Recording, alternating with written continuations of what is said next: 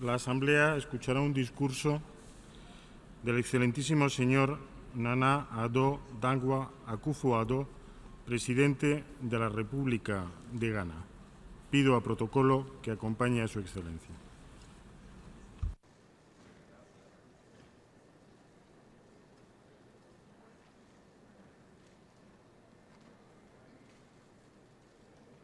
En nombre de la Asamblea General, tengo el honor de dar la bienvenida a las Naciones Unidas al excelentísimo señor Nana Addo Dankwa Akufo-Addo, presidente de la República de Ghana, a quien invito a dirigirse a la Asamblea.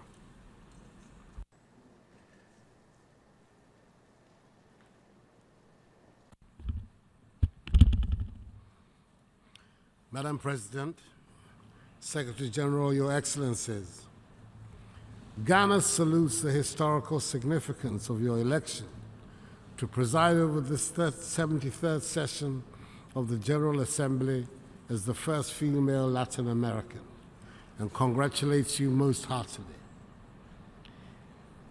Your election reinforces our common preoccupation that gender equality must be a central feature of the global agenda. Madam President, 13 days ago, we laid to rest in his home soil of Ghana, Kofi Annan, the 7th Secretary General of the United Nations, the first from sub-Saharan Africa to occupy this exalted position.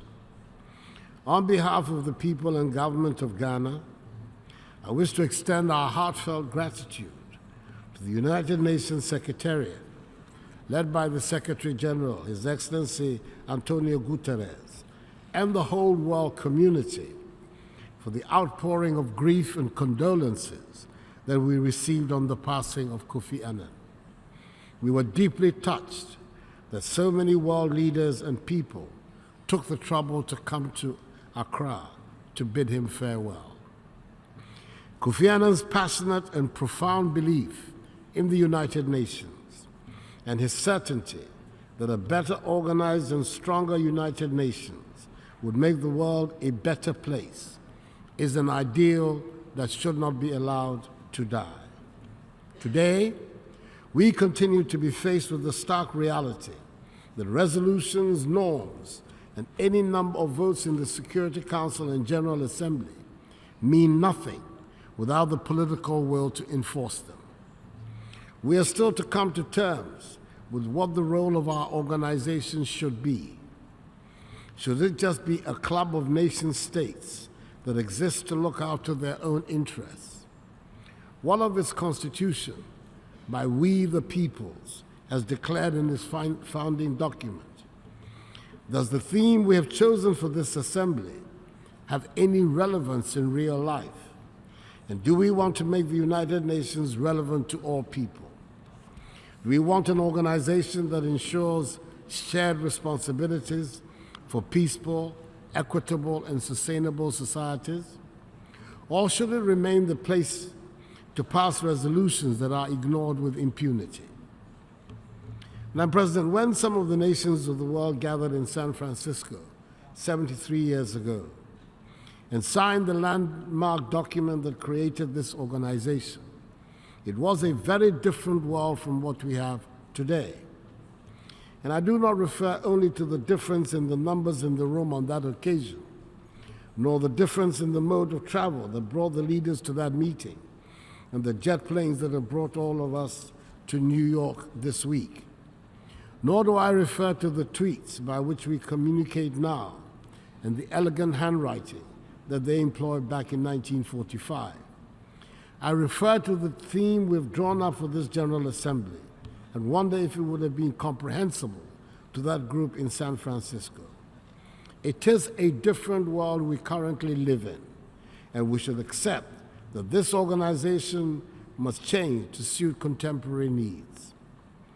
Madam President, 10 years ago, as the General Assembly was starting its proceedings, the world was plunged into a financial crisis. The first scenes of that crisis were played out on the street not far from where we are gathered, but the consequences were felt and are still being felt around the world and in small countries like Ghana. Some say that upheaval lies at the heart of the change in politics and outlook around the world. Today, as we speak, a trade war is being stoked between the two largest economies of the world. The consequences will affect those who have had no say, including small countries like Ghana. These events provide proof, if some were needed, that ours is an interdependent world. We in Ghana and other parts of the African continent are determined to pull our country out of poverty and into prosperity. We do not think that a nation needs to remain poor or become poor for others to become prosperous. We believe that there's room and there are enough resources on this planet for all of us to be prosperous. But it does mean that the rules and regulations that we fashion to guide our dealings with each other have to be respected by all of us. From the environment to trading rules, we have to accept that there cannot be different set of rules for different countries. Thus far, the United Nations provides the best vehicle for all nations to address their aspirations and challenges. Ghana has always displayed her belief in the United Nations and sought to contribute to her share in making the organization a successful one. We have embraced the SDGs and integrated the 17 ambitious goals into our national vision and budget. We intend that Ghana will, in July 2019, take a turn to present our voluntary national review during the ECOSOC high-level political forum. And we will share our successes and challenges, as well as opportunities for new and continuing partnerships. Madam President, it is important to reiterate that advocating for a world order in which all countries sign up to obey the rules does not mean that we want uniformity. We take pride in what distinguishes us as Africans and as Ghanaians. 55% of the work of the Security Council last year had to do with Africa. Unfortunately, this invariably meant peacekeeping and poverty-related issues. We no longer want to be the place that requires peacekeepers and poverty-fighting NGOs, no matter how noble their objectives. Our regional bodies like ECOWAS and our continental body, the AU, are making systematic efforts, despite significant handicaps, to bring peace and stability to the entire continent. And sooner rather than later, they will succeed. We know we must get our population educated and trained, and we are setting about it. We must address our infrastructural deficit. The traditional methods of tackling this problem will not provide the answer. We're looking for new ways to resolve it.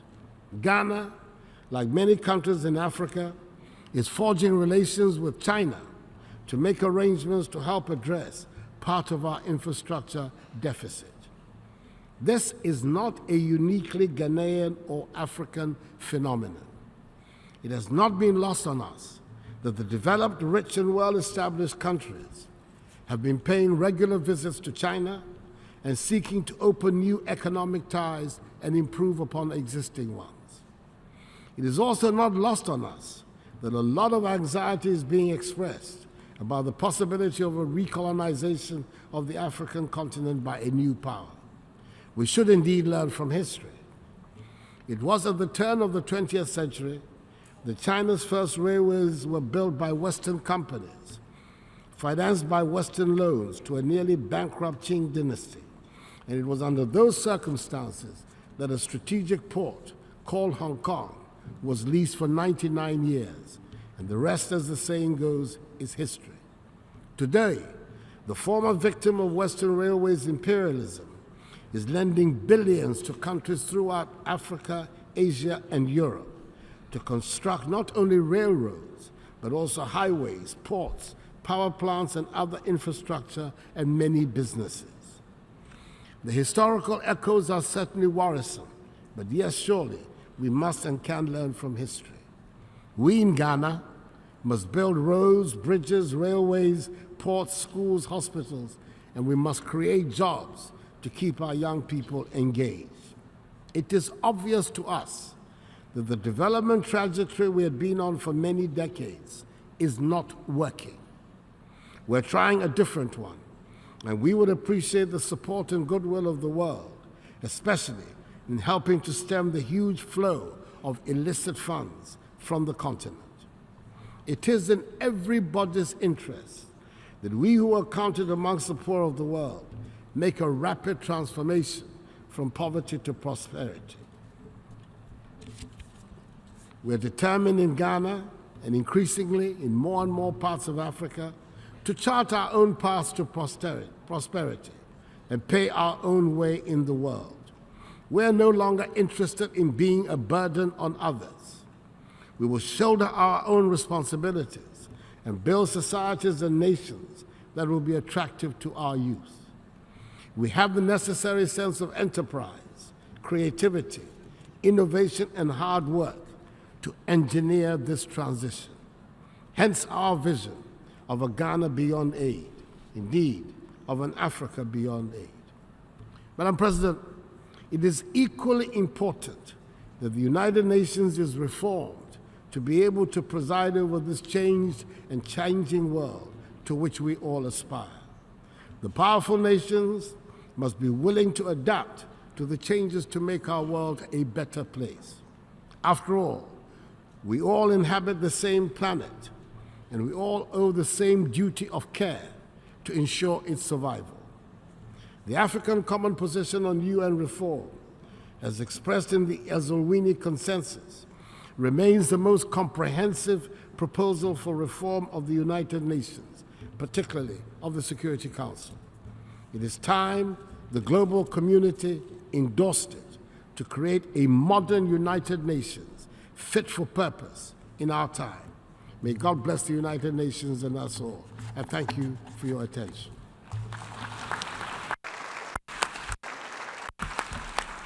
En nombre de la Asamblea General, deseo dar las gracias al excelentísimo señor Nana Addo Dankwa Akufo-Addo, presidente de la República de Ghana, por la declaración que acaba de realizar. Ruego a los representantes que permanezcan sentados mientras despedimos al presidente.